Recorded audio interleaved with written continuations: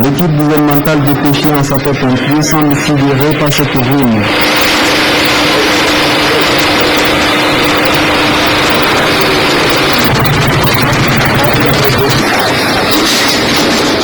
Et comme ils disent que c'est au lendemain de la fête de l'Aïd al-Fitr, c'est-à-dire la fin du jeûne du Ramadan, que des musulmans vont s'en prendre aux autres musulmans. Je suis très peiné, Ce que j'ai vu, je n'étais pas là au mois de l'indépendance, mais ça me rappelle ce que les livres ont raconté, les applaudissements. C'est pas digne de notre pays. À l'origine de ces affrontements, un clivage inhérent à la nomination du nouvel imam de la mosquée centrale de cette localité.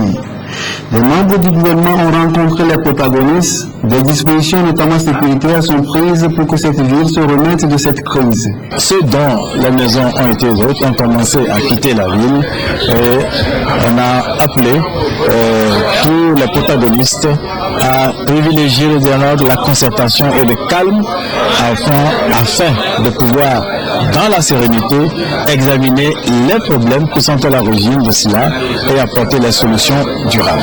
Et j'appelle aux uns aux autres de revenir à leur religion, qui veut dire la tolérance, qui veut dire l'acceptation de l'autre, qui veut dire la soumission.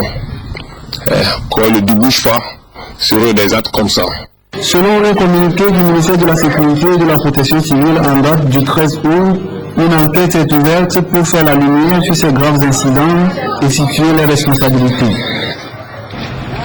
Toujours dans l'actualité, la fin du camp de formation qui réunit depuis 2 jours à Lomé des enfants de 9 à 15 ans autour du thème La science, un camp organisé par l'ONG Bride of Creativity pour susciter l'esprit de créativité chez ces enfants venus de Lomé, de Palimé. Ces enfants nourrissent l'ambition de devenir de grands scientifiques. Madjomashta.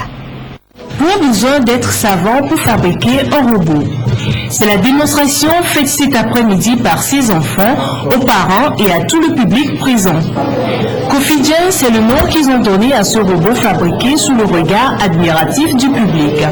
Les enfants sont réunis depuis hier en un camp de formation de 2 jours organisé par l'ONG Bride of Creativity, une ONG de jeunes Togolais basée à Washington aux États-Unis qui veut par ses activités susciter l'esprit de créativité en ces enfants et les amener à s'intéresser au domaine scientifique. Donc, Bride of Creativity, en tout, c'est une ONG financée par des groupes américains. Vu cette ingéniosité venant de ces élèves, nous avons dû approcher ces groupes aux États-Unis qui nous ont financés pour cette édition qu'on a appelée Summer Camp 2013, qui veut dire camp de vacances scientifiques 2013. Et vous avez vu, nous avons dû partager des prix. J'espère que tous les élèves ont eu des prix et les meilleurs élèves ont eu des scholarships venant de ces groupes américains. Des talents ont été révélés à ce camp de vacances. Ce garçon présente son invention, une voiture qui roule et qui émet des signaux quand il y a un obstacle.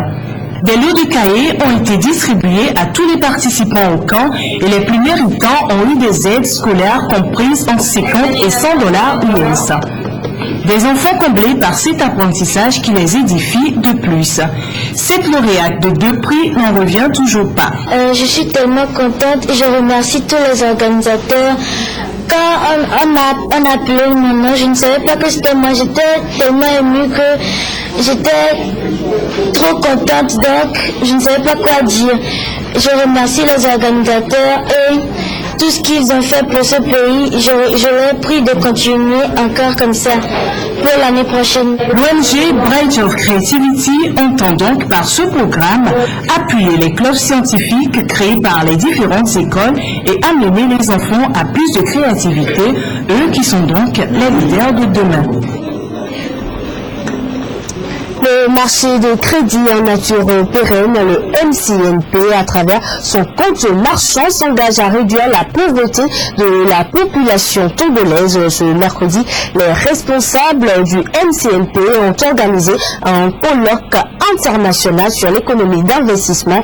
Au cours de ce colloque, des communications relatives à l'atteinte des objectifs du millénaire pour le développement, dont la date butoir est fixée pour 2015. Apolline Abaki.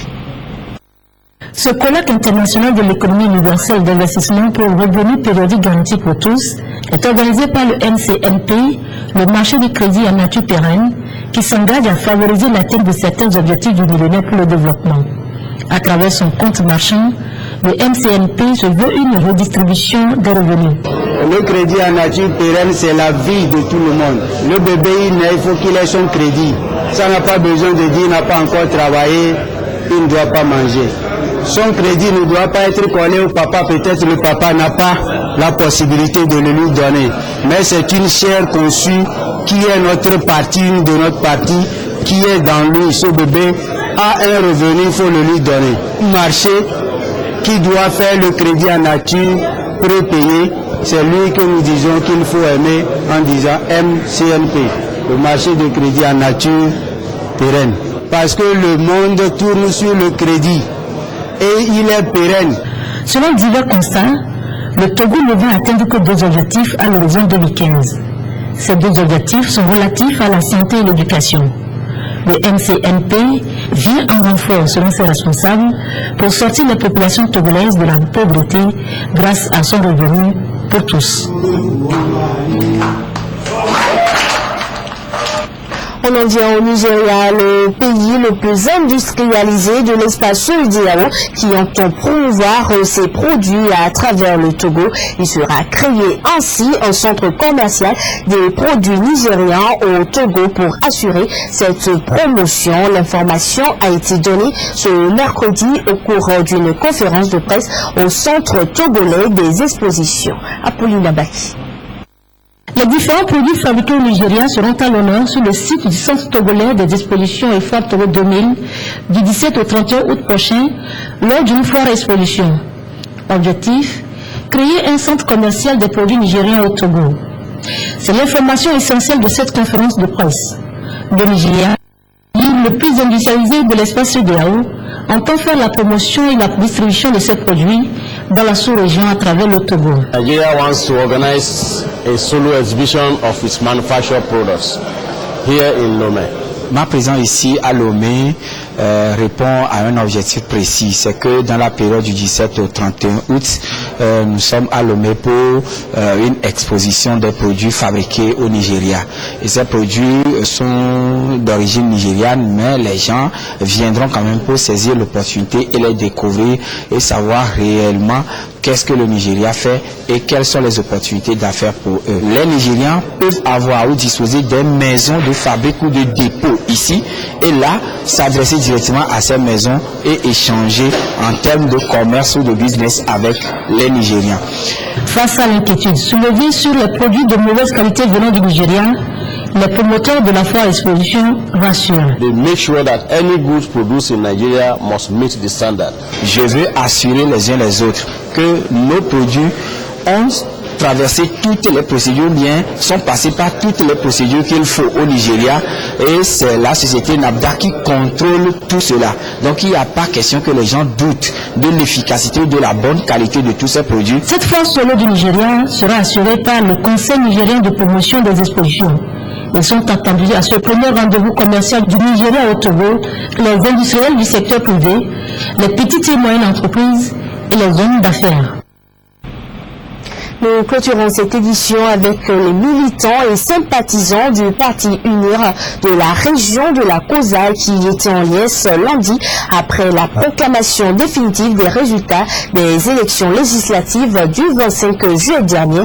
Les 3 sièges dans la circonscription de la Kosa ont été arrachés par ce parti. Ugatipo. Une marée humaine s'est lundi à Kara pour saluer la victoire du Parti UNIR.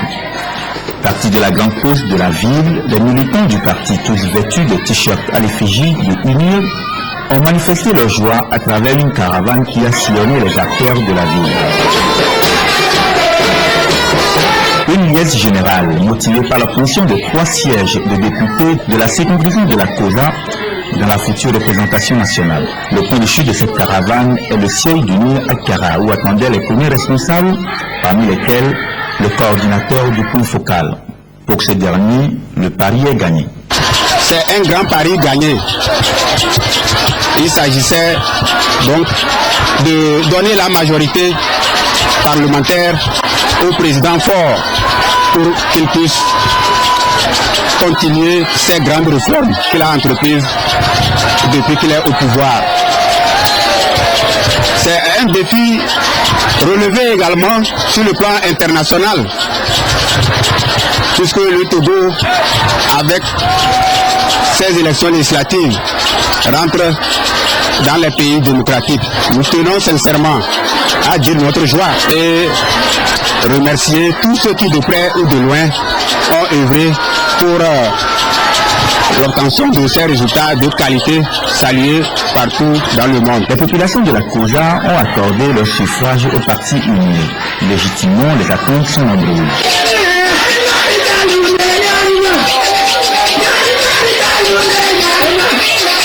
Présent dans la COSA, l'honorable député réélu, Mme Telou, rassure la population. La jeunesse sera au cœur des préoccupations à l'Assemblée nationale. Le résultat que nous avons eu, c'est un résultat bien mérité.